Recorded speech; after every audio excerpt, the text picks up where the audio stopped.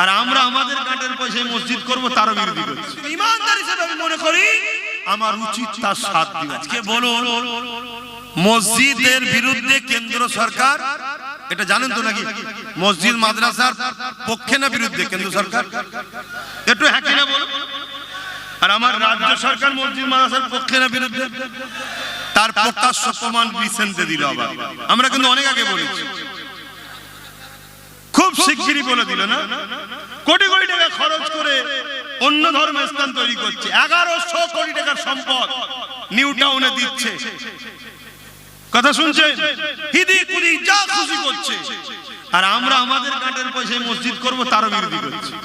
এই নিউ টাউনে জায়গা চুরি করে হেড ঠোকে দিয়েছে, জানেন তো নাকি? তাহলে এই সরকার মসজিদ মাদ্রাসার পক্ষে না বিরুদ্ধে?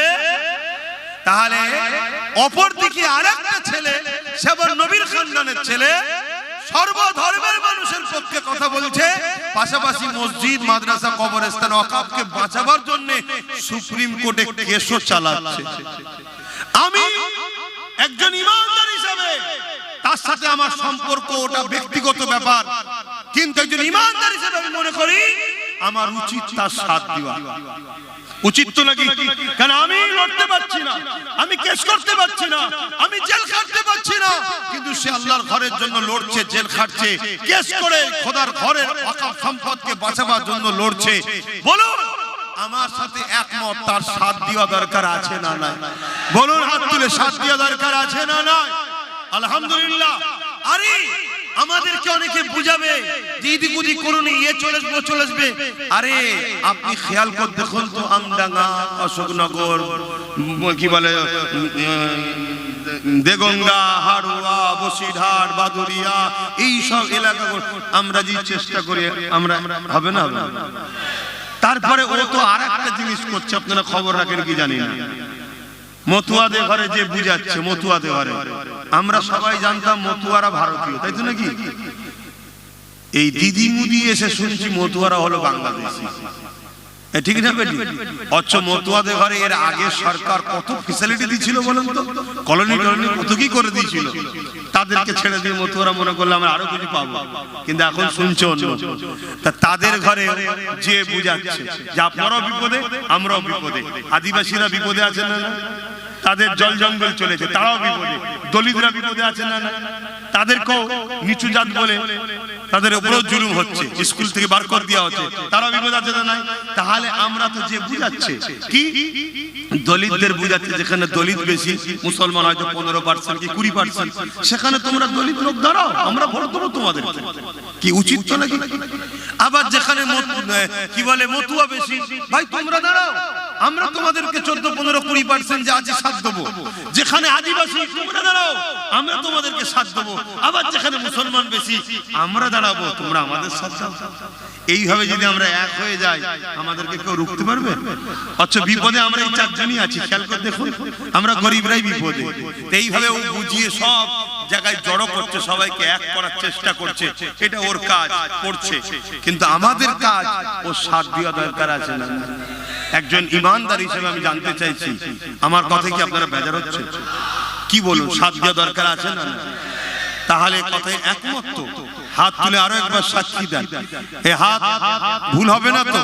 হাত লম্বা করে কেন? এক দুজন মিলে মসজিদ মিলাতে চাইছে, একজন মসজিদ বাঁচাবার জন্য লড়ছে, কেস করছে।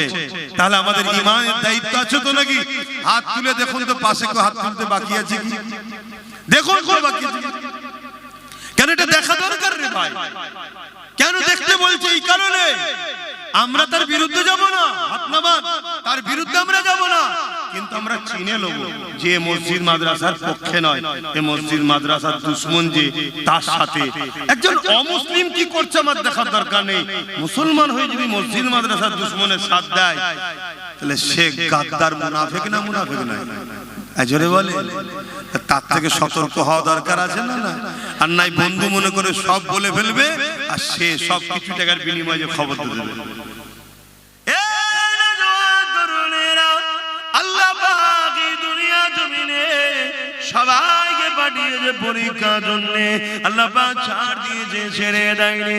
একদিন আমাকে আপনাকে ফিরে যেতে হবে। মিনহা খালাকনাকুম ওয়া ফিহা নুঈদুকুম ওয়া মিনহা নুখরিজুকুম তারাতান উখরা। এমন করে কবরের জমিনে মাটি তো দিয়ে চলে আসবে। ওই কবরের জমিনে আমাকে আপনাকে উঠানো হবে, বসানো হবে। ওই কবরের জমিনে সওয়াল জবাব করা হবে। ওই কবরের জমিনে আমিনার লালকে দেখানো হবে, দেখিয়ে বলা হবে ইনি হলেন মুহাম্মদ রাসূলুল্লাহ। ইনার সম্বন্ধে তোমার দুনিয়া থেকে রায় ছিল। এ যুবকেরা, দুনিয়ায় যদি তুমি রাসূলকে মডেল বানাতে পারো, দুনিয়ায় যদি তুমি রাসূলের প্রেমিক হতে পারো, দুনিয়ায় যদি তোমার মাকসাদ নবী হয়, দুনিয়ায় যদি তোমার লক্ষ্য নবী হয়, দুনিয়ায় তোমার মিশন যদি নবী হয়, দুনিয়ায় তোমার প্রেম যদি নবী হয়, দুনিয়ায় তোমার নিঃশ্বাস টানাটা যদি নবী হয়, নিঃশ্বাস ফেলাটা যদি নবী হয়, এক কথায় লাকাদ কানা লাকুম ফি রাসূলিল্লাহি উসওয়াতুন হাসানা। তোমার জিন্দেগীর প্রতিটা মুহূর্তে মডেল শুধু রাসূল ছিল, রাসূল ছিল। এ যুবকেরা, তোমার ধর্মনীতিতে নবী, তোমার সমাজনীতিতে নবী, তোমার অর্থনীতিতে নবী, তোমার রাজনীতিতে নবী, তোমার এডুকেশন নীতিতে নবী, তোমার সংসার নীতিতে নবী, তোমার রাষ্ট্র জীবনে নবী।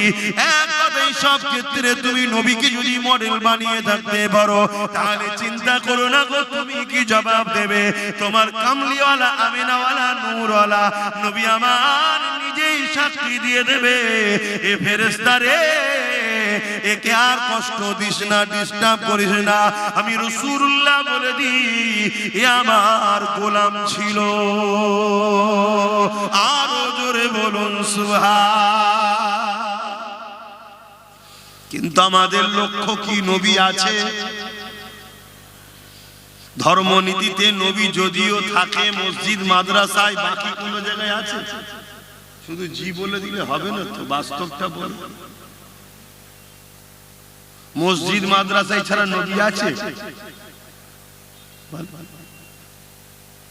সংসার জীবনে নবী নেই, অর্থনীতিতে নবী নেই, বিজনেস জীবনে নবী নেই। আমরা মাল দিয়ে মানুষকে ঠকায় অনেকে, আছে না? না, নবী যে থাকবে সে ঠকাতে পারবে? যে না, আমার নবী বলে যে কাউকে ধোঁকা দিও না। এই যে বিজনেসটা করছে, ও হলো নবী অনুসরণ করে মডেল বানিয়ে। মালে কিছু দু নম্বর মিলাও না, এগুলো ভালো কাজ না খারাপ কথা বলে? তো যদি এটা আইন করে করা হয়, কেউ যদি মালে মিলায়, তার কারবারকে সিল করে দেওয়া হবে, এটা ভালো না খারাপ? জোরে বলে। এটা কি হুজুরের কাজ? এটা কি আমার কাজ? এটা আমার কাজ? এটা শাসকের কাজ। আর শাসকই যদি দু নম্বর মাল বিক্রি করে, তাহলে সেখানে কি হবে? সেখানে হবে ওই শাসককে সাপোর্ট করা কখনো উম্মতে মুহাম্মাদির কাজ হবে না। কথা কিছু মাথায় ঢুকছে? এবার এই কথাটা যখনই বলবো উম্মতে মুহাম্মাদি, আবার বলবো হুজুর এতক্ষণ পর্যন্ত তো ঠিক ছিল, আপনি হুজুর মানুষ, হুজুর হয়ে থাকেন না, এদিকে কেন আসছেন? অন্যায় দেখে যদি কেউ চুপ থাকে, কিয়ামতের দিন আল্লাহ থেকে বুবা শয়তান করে তুলবে, এবং জালিমের থেকেও শাস্তি বেশি হবে যে জুলুম দেখে চুপ ছিল। শুনছেন? আর ইসলাম যুগে যুগে লড়াই করেছে জুলুমের বিরুদ্ধে, জালিমের বিরুদ্ধে। তবে একটা লোককে আমি দেখতে পাচ্ছি, সেই লোকটা কই? এই জলসায় এসে একবার আমার সঙ্গে দাঁড়িয়ে কথা বলছিল, মনে পড়ছে না? সেই লোকটা কই? এই গ্রামেই বাড়ি। সুস্থ ভালো আছে তো? আল্লাহ ভালো রাখে। মনে পড়ছে বা কি বলেছিল?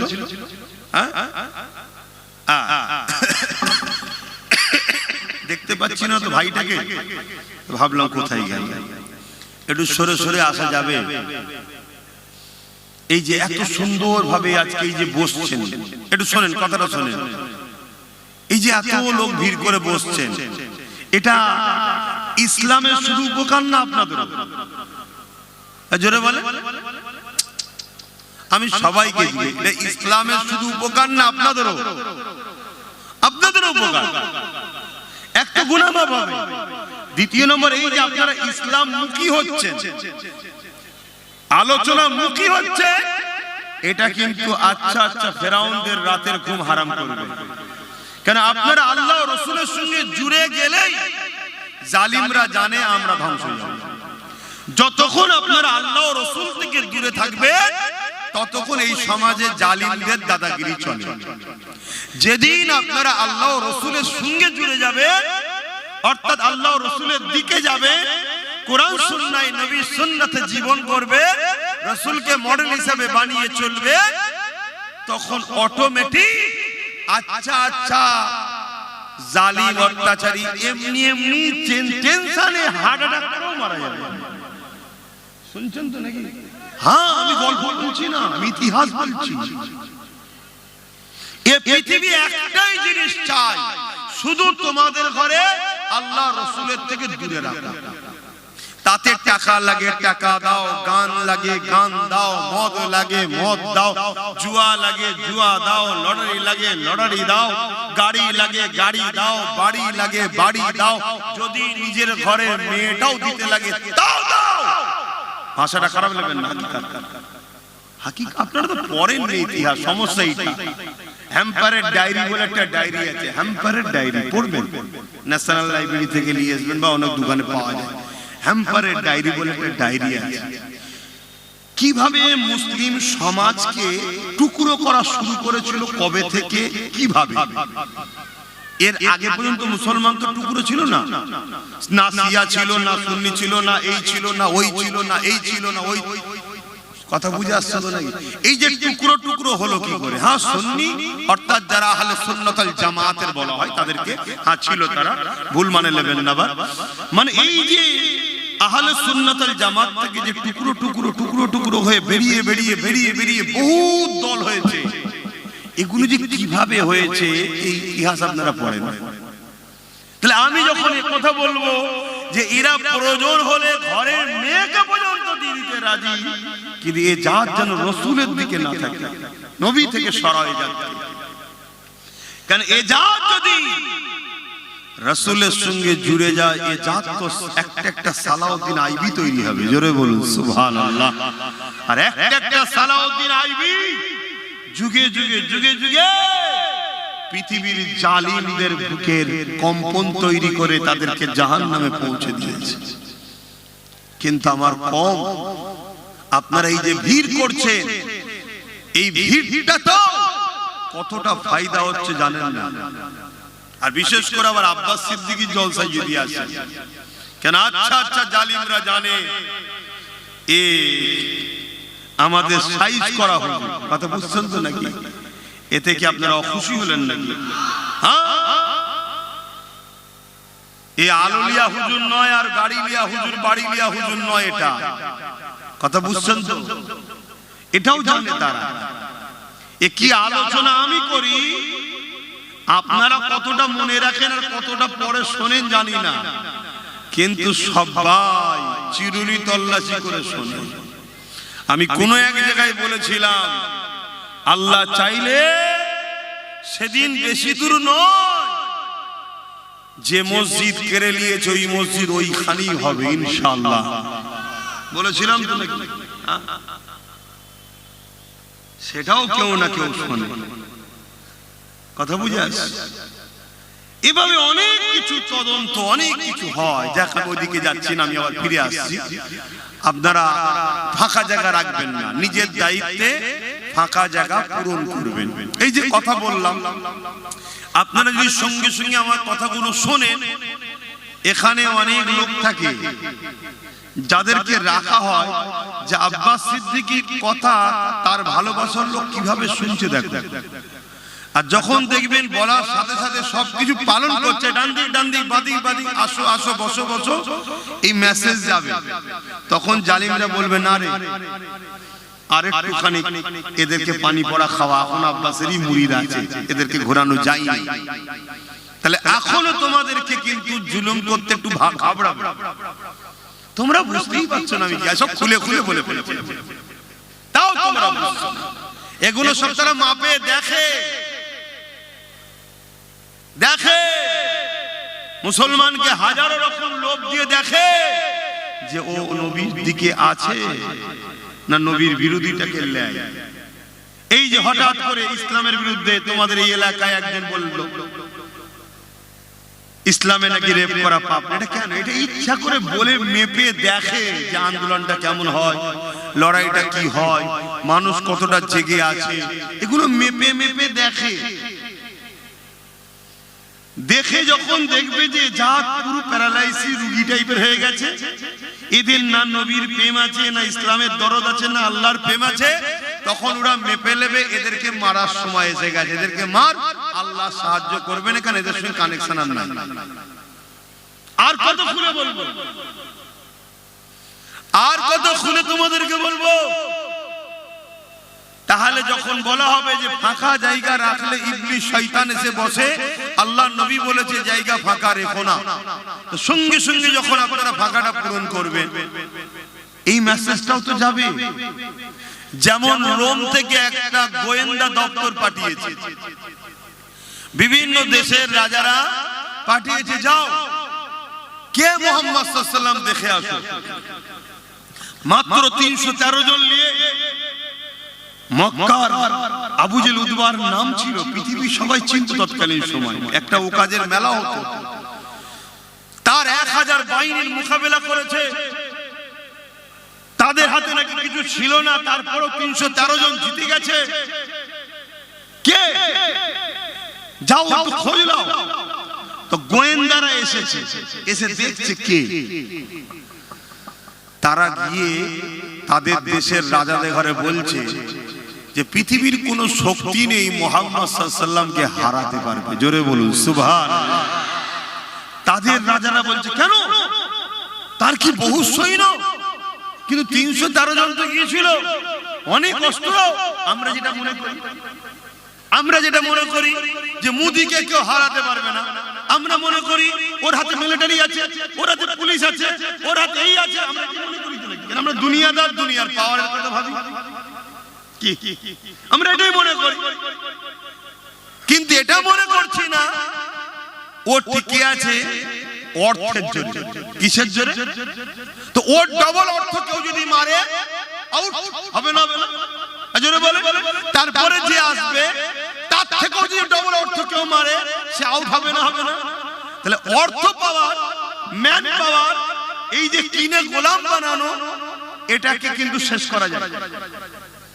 এজন্য তারা তৎকালীন সময় তাদের মতো করে ভাবছে যে কেন বিরাট সৈন্য, বিরাট লোক, বিরাট ক্ষমতা। তার সাথীরা বলছে না জাহাবানা, আমরা আপনাদের পাহারা দিই, আপনাদের হুকুম মানি অর্থের বিনিময়ে। আর মুহাম্মদ সাল্লাল্লাহু আলাইহি ওয়াসাল্লাম তার থুতু মুবারক ফেলার জন্য চেষ্টা করছে, তার চতুর্দিকে সাহাবারা ঘুরছে, তার অনুসারীরা আমার হাতে দেন, আমার হাতে দেন, আমার হাতে দেন।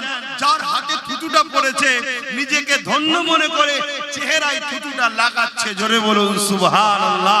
আমরা অবাক হয়ে গেলাম, মুহাম্মদ সাল্লাল্লাহু আলাইহি ওয়াসাল্লাম যখন উযু করছে, এই উযুর কুল্লি পানিটা ফেলবে, লোক হাত পাচ্ছে, আমাকে দেন, আমাকে দেন, আমাকে দেন।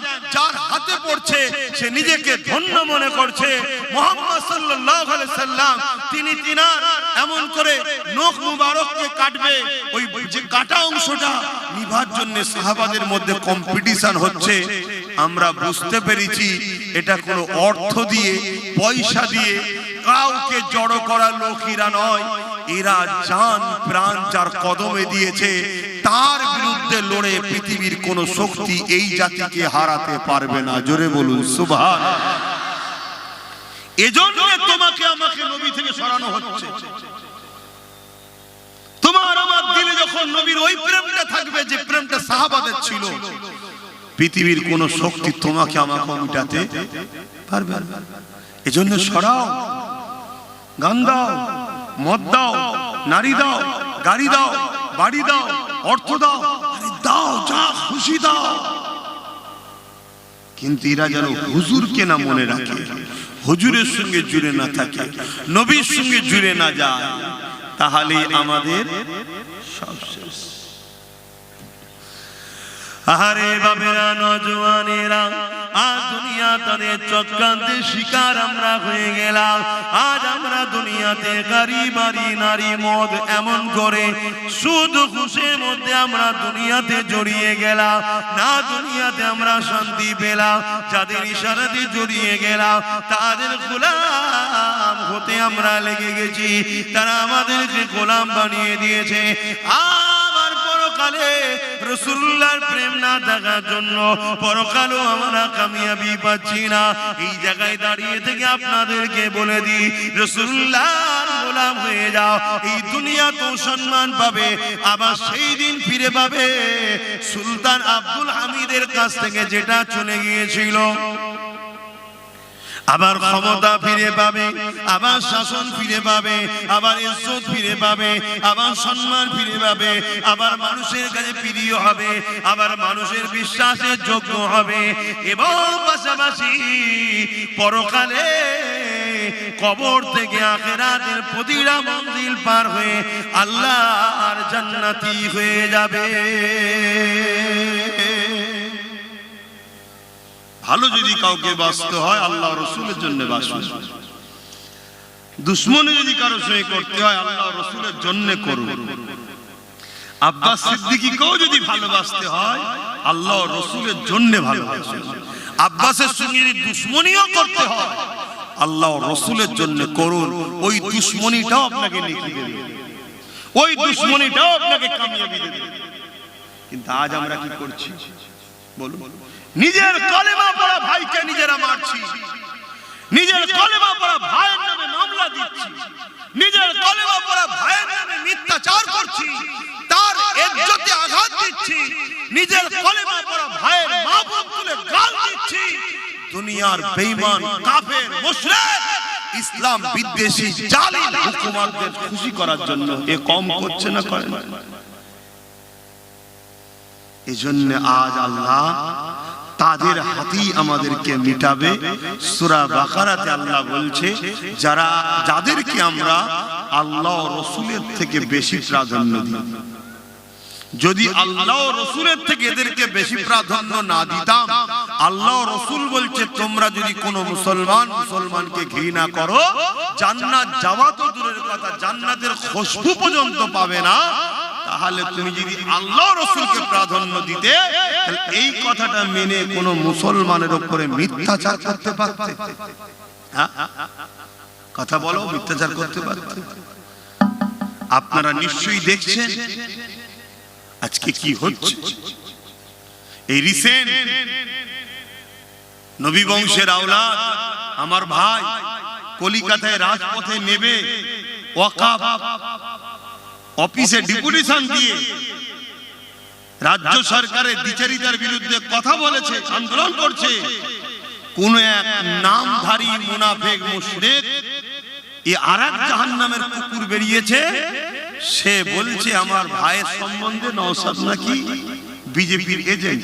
বলছে না বলে তুই মুনাফিক মুসলমান, তুই তো এমনি মুশরিক, কারণ তোর কাজ কামের মধ্যে শিরক আছে না? তারপরে তুই তো বলেছিলিস ইসলাম ধর্মে আতঙ্কবাদ নাকি অশান্তি, বলেছিল না? বলেছিল না? তো ইসলাম ধর্মে যে বলে আতঙ্কবাদ অশান্তি, সে ইসলাম থাকতে পারে? তাহলে বলেন এই সব যদি গাদ্দার বেঈমান মুশরিকগুলো মুসলমান সেজে মুসলমানদের রহনুমা হয়ে মুসলমানদের নেতৃত্ব দিবার যদি জায়গায় বসে থাকে, তাহলে এ জাতিকে ধ্বংস হতে তো হবে, এ জাতির মসজিদ তো দখল হবে, এ জাতির তো কবরস্থান মাদ্রাসা খানকা দখল হবে। আমাদেরকে ভাবা দরকার ছিল যে আমাদের ভাগটা কই। আমরা যে 30% কি যাই হোক পার্সেন্ট আছি, আমাদেরটা কই? আমাদের কই? আমরা যদি আওয়াজ তুলতাম তাহলে কিন্তু আজকে এই জিনিস হতো না। আর যদিও বা আওয়াজ তুলতে যাবেন তার আগে যেগুলোকে বসিয়ে রেখেছে সব এই কোয়ালিটি, দেখুন এই কোয়ালিটি নেই, কোয়ালিটি নেই। আমার কথা শুনছেন তো আপনারা? অসুবিধা হচ্ছে? তাহলে সারা দেন এই কোয়ালিটির হ্যাঁ কি না? এদের মধ্যে শিরকের কাজ আছে না? নাই। এরা ইসলামের বিরুদ্ধে না তাহলে যারা শেখের মধ্যে জড়িয়ে ইসলামের বিরোধী করে তার নামটা হাকিম হতে পারে, তার নামটা কিছু মোল্লা হতে পারে, মূলত তারা মুসলিম ঘরের হতে পারে না, হয় অবৈধ সন্তান, না ইসলামের ঘরে জন্ম, ইসলাম থেকে বেরিয়ে গেছে, দ্বিতীয় কিছু হতে পারে না। তাহলে এদের বিরুদ্ধে আমাদেরকে সজাগ হওয়া দরকার আছে না? আল্লাহ নবী বলেছেন, আমার বড় ভয় হয় আমার উম্মতের ক্ষতি প্রকাশ্য দুশমনেরা করতে পারবে না, আমার উম্মতের ক্ষতি মুসলিম সূরাতে মুনাফিকরা করবে। এরা মুসলিম সূরাতে, কিন্তু এরা মুনাফিক, এরা সবথেকে নিকৃষ্ট জাহান্নামে যাবে। আমি বলিনি, কোরআন বলছে, শুনছেন? আর একজন নবী বংশের আওলাদ, সে কেস করছে মসজিদকে বাঁচাবার জন্য, সে লড়াই করছে মসজিদকে বাঁচাবার জন্য। তুই যদি সত্যি হালালি হোস বা মুমিন মুসলমান হোস, তাহলে তোর তো সেই দিন বলা দরকার ছিল যে আমরা লড়াই করব, আমরা সবকিছু করব, আর আপনি আমাদেরকে বলছেন দিল্লি গিয়ে আন্দোলন করতে। এ বেঈমান, এ হারামখোরের বলার ক্ষমতা ছিল? এ হারামখোর তো বলেছিল দিল্লি যেতে, এ বলেছে না বলে না? আওয়াজ দিয়ে বলেন, বলেছে না বলে না? যারা আমাদেরকে দিল্লি দেখায়, আগামীতে তাদেরকে আমরা দিল্লি নয়, একেবারে জনমের মতো সমাজ থেকে বিতাড়িত করব। এই কথাই কারা একমত? একটু হাত তুলে সাক্ষী দেন। আল্লাহর ঘরের জন্য হাত তোলেন, মসজিদ মাদ্রাসার জন্য। এই হাত সত্য তো নাকি? দিল্লি যারা দেখিয়েছে তাদেরকে আমরা শুধু দিল্লি নয়, আমাদের সমাজ থেকে জনমের মতো বিতাড়িত করব ইনশাআল্লাহ, ইনশাআল্লাহ।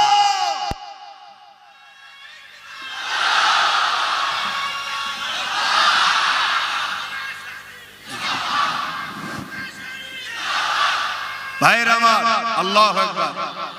এরপরও কি আমাদের মধ্যে কোনো গাদ্দার নেই? তো হাত তুলতে বাকি। যেদিন আমাদের সংখ্যা কম ছিল, সেদিন আমাদের প্রত্যেকটা লড়াইয়ে বিজয় ছিল। আজ আমাদের সংখ্যা বেশি, কিন্তু আজ আমাদের বিজয় নেই। কেন? আমাদের মধ্যে গাদ্দারও বেশি।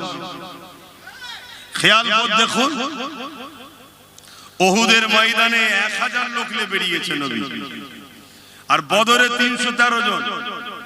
কিন্তু উহুদে যেই বেরোলো, আব্দুল্লাহ ইবনে রাইসুল মুনাফিক আব্দুল্লাহ ইবনে উবাই 300 লোককে নিয়ে হাফ রাস্তা থেকে সরে গেল। তাহলে প্ল্যান পরিকল্পনা পুরো রেডি, এখানে দাঁড়াবে, এই ঘাটিতে তুমি, এই ঘাটিতে তুমি, এটা রণকৌশল হয় না? সবকিছু করে রেডি। হঠাৎ করে সে তার 300 লোক নিয়ে সরে গেল। এই যে গাদ্দার, 70টার উপরে 70 জন সাহাবা হুজুর বদরের ময়দানে শহীদ হয়ে গিয়েছিলেন। ইন্না লিল্লাহি ওয়া ইন্না ইলাইহি রাজিউন। এটা গাদ্দারের জন্য হলো না? হলো। তাহলে আজও আমাদের মধ্যে গাদ্দার থাকা দরুন আজ আমরা বিপদে পড়ছি। আমরা যেই একটা কোন জিনিস প্ল্যান পরিকল্পনা করি, এই প্ল্যান পরিকল্পনা কোন গাদ্দার গুলো যে বলে দেয়, বিনিময়ে কিছু মাল নেয়। আবার আমরা কোন একটা কিছু মিশনের জন্য আগাই, গাদ্দার গুলো ভেতরে ঢুকে যে কি বলে, এইটা এরকম করলে কেমন হয়, এইভাবে করলে হবে তো, পেরে উঠতে পারবো তো, আমাদের মনের স্পিরিটকে দমিয়ে দেয়। এটা হলো গাদ্দারদের কাজ। আর এর বিনিময়ে গাদ্দারদের দুনিয়ার মনিব জাহান্নামের কুকুরগুলোদেরকে অর্থ দেয়। শুনছেন? অতএব ততক্ষণ পর্যন্ত তোমরা বিজয় পাবে না। আজ নবী বংশের আওলাদ সিদ্দিক আকবরের খুন এই জমিনে ডুবগেরিয়ায় বসে বলে যাচ্ছি, রেকর্ড হচ্ছে, পৃথিবীতে ছড়িয়ে যাচ্ছে। ততক্ষণ পর্যন্ত তোমরা বিজয় পাবে না। আর যদিও বিজয় পাও, দুদিন পরে তোমাদের হাত থেকে ফসকেও যাবে। যতদিন পর্যন্ত তোমরা তোমাদের মধ্যে মুসলিম সূরাতে ছুপে থাকা গাদ্দার গুলোকে না রাস্তার কাটার মতো পরিষ্কার করে দেবে, ততক্ষণ পর্যন্ত তোমরা মাথা তুলে শান্তিতে থাকতে পারবে। তোমাদের প্রথম ডিউটি গাদ্দার খোঁজো, নিজের মধ্যে কে কে আছে, এই গাদ্দারকে খোঁজো। হযরতে সালাউদ্দিন আইবি একটু ছোট্ট করে শুনেছেন, একটু বিচখানে আরেকবার বলছি, অসুবিধা আছে? আমি সবাইকে জিজ্ঞেস করছি, অসুবিধা আছে? হযরতে সালাউদ্দিন আইবি 12,000 সৈন্য নিয়ে মসজিদে আকসাকে উদ্ধার করতে যাচ্ছে। কত? 12,000 সৈন্য। এই 12,000 সৈন্য নিয়ে যাচ্ছে মসজিদে আকসার কাছে, যে একটা তাবু করলো কিছুটা দূরে, তারপরে মেসেজ লিখছে, খবর লিখছে গোপন সূত্রে কি পরিস্থিতি, হাল হাকিকত। একজন গুপ্তচর ঘুরে এসে সালাউদ্দিন আইবিকে জানাচ্ছে, হুজুর 4 লক্ষ সেলিবিয়া উলঙ্গ তরোয়াল নিয়ে মসজিদে আকসাকে ঘিরে রেখেছে। কত? 4 লক্ষ। সালাউদ্দিন আইবির হাতে কত? 12,000। আমাদের গাদ্দার কোন যদি সেই দিন থাকতো, ওই মসজিদে আকসা উদ্ধার হতো?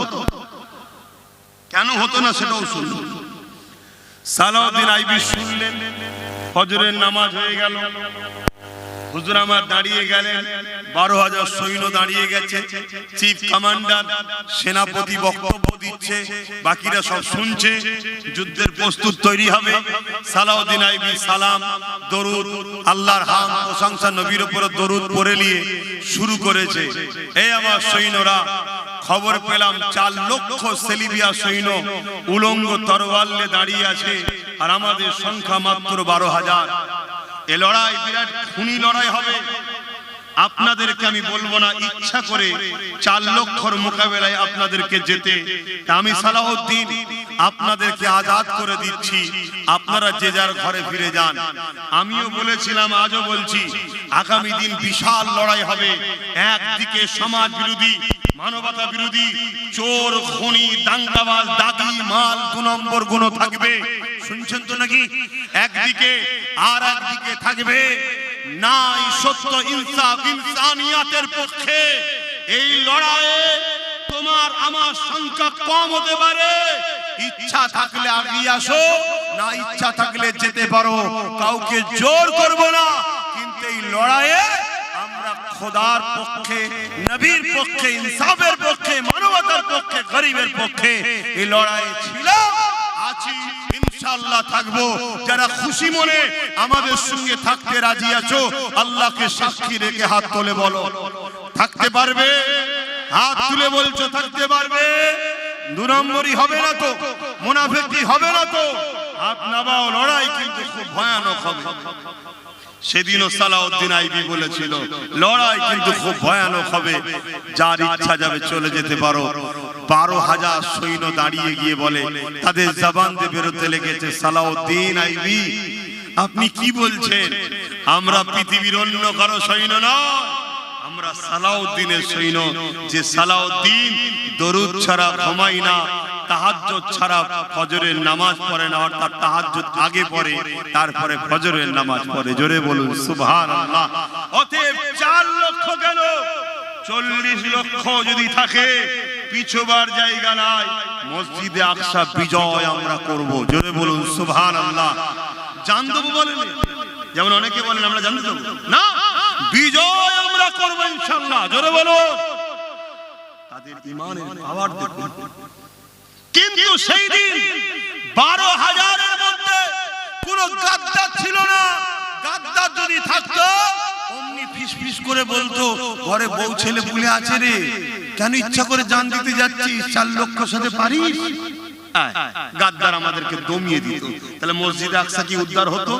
12,000 গেল, আল্লাহর উপরে ভরসা রেখে ঝাঁপিয়ে পড়লো।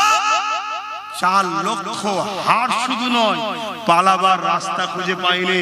সালাউদ্দিন আইবির 12,000-এর মোকাবেলা 4 লক্ষ সহ্য করতে পারলো না।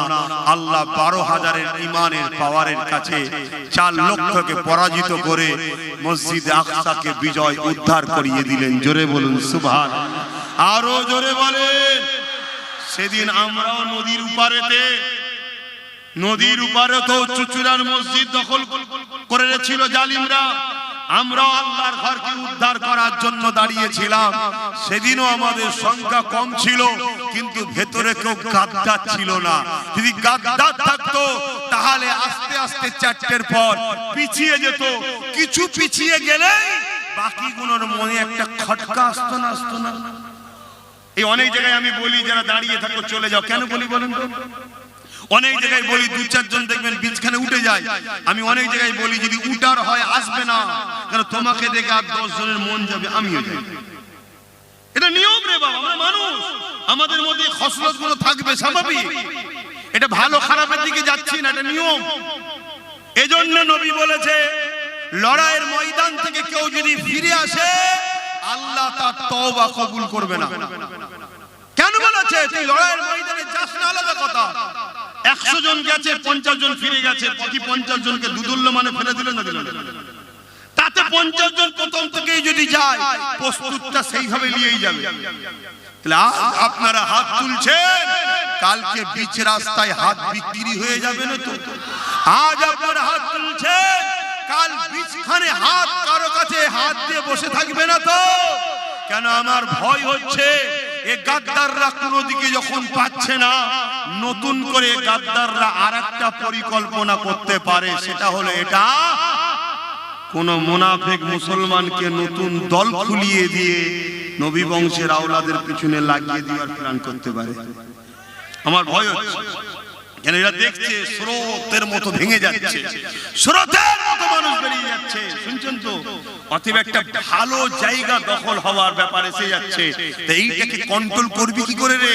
এক কাজ কর, দেখ কে লুবি আছে, মুনাফিক মার্কা কে আছে, দেখ তাকে কিছু দে, দিয়ে তার দ্বারা এখানে পিছনে লাগিয়ে দে, অর্থাৎ টুকরো টুকরো করে দে। এ জাতিকেও বোঝা দরকার, এ কমকেও বোঝা দরকার, নিশানা বাঘের মতো হতে হবে। নিশানা বাঘের মতো, বাঘ দূর থেকে টার্গেট করে, শুনছেন? দূর থেকে টার্গেট, যাকে টার্গেট তো টার্গেট। সামনে দিয়ে ডবল মোটা পশু গেল, আরো সুস্বাস্থ্যওয়ালা গেল, বাঘের লক্ষ্য কিন্তু ওইটাকে গিয়েই ধরবে। তাহলে আমাদের এই খসলত জীবনে আনা দরকার আছে না নাই? তবেই তো আমরা লক্ষ্যস্থলে পৌঁছাবো। দুদুল্যমান হলে হবে না। তাহলে কিন্তু তুমি আমি আগামী দিন আমাদের এই বাচ্চাদের ঘরে ধ্বংস করে দিয়ে যাবো, এদেরকে শেষ করে দিয়ে যাবো তুমি আমি। তো সালাউদ্দিন আইবি হুজুর তিনি বিজয় লাভ করলেন, ঘরে ফিরলেন, শুনছেন? বড় আনন্দ।